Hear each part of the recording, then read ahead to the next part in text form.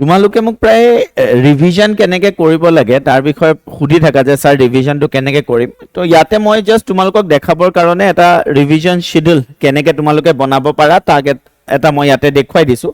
এতিয়া ছাপ'জ হিষ্ট্ৰীৰ তোমালোকে চেপ্টাৰবিলাক পঢ়িছা, advent of the Europeans, কাৰ্নেটিক war.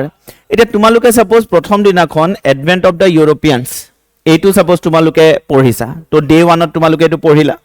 Next day তোমালোকে সেকেন্ড চেপ্টাৰটো পঢ়িলা, সাপোজ কাৰ্নেটিক ৱাৰ্ছ। এতিয়া নেক্সট ডে যেতিয়া তোমালোকে কাৰ্নেটিক ৱাৰটো পঢ়িছা তেতিয়া আগতে যোনটো পঢ়িছিলা সেইটো তোমালোকে ৰিভাইজ কৰি ল'বা। থাৰ্ড ডে সাপোজ এটা নতুন টপিক পঢ়িছা, সাবঅৰ্ডিনেশ্যন অফ ইণ্ডিয়ান ষ্টেটছ, এইটোতো নতুন টপিক তোমালোকে পঢ়িলাই, তাৰ লগতে আগৰ দুদিন যি টপিক পঢ়িছিলা সেইটো ৰিভাইজ কৰি ল'লা। তেনেকে তেনেকে প্ৰত্যেক দিনেই এটা নতুন টপিক আহিব আৰু আগৰ টপিক কেইটা তোমালোকে ৰিভাইজ কৰি কৰি গৈ থাকিবা। 6 দিন পঢ়িলা, তাৰ পিছতে দেওবাৰৰ দিনটো বা কোনোবা এটা দিন লৈ পেলাই নতুন একো নপঢ়ি পেলাই আগতে যিমানখিনি পঢ়িলা সেইখিনি এবাৰ পুৰা ৰিভাইজ কৰি ল'লা। এতিয়া সাপোজ তাৰ নেক্সট ডেট আকৌ এটা নতুন টপিক তোমালোকে আৰম্ভ কৰিলা 1861-ৰ।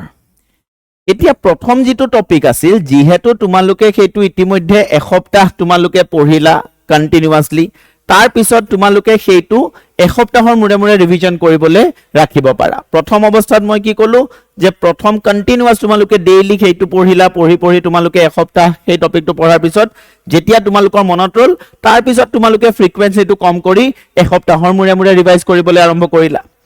এই নতুন টপিক সেকেন্ড টপিকৰ পৰা এইখিনি ৰিভাইজ কৰিলা, তাৰ পিছৰ দিনাখন নতুন টপিক ল'লা, আকৌ সেকেন্ড টপিকটো যিহেতু তোমাৰ 7 দিন হ'ল সেইটো তুমি আকৌ এসপ্তাহৰ মূৰে মূৰে ৰিভাইজ কৰিবলৈ থৈ দিলা। প্ৰত্যেক সপ্তাহৰ মূৰে মূৰে ৰিভাইজ কৰিবা।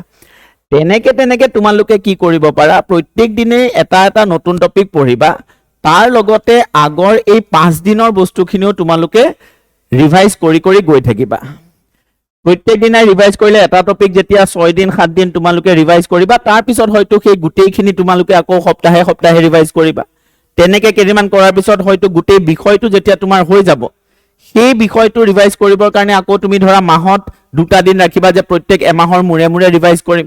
গতিকে এই ধৰণে তোমালোকে এখন ৰিভিজন শিডিউল বনাই লোৱাটো উচিত। প্ৰথমতে ডেইলি, তাৰ পিছত উইকলি, আৰু তাৰ পিছত সেই টপিকটো হয়তো আমি মাহত এবাৰ এবাৰকে ৰিভাইজ কৰি থাকিম।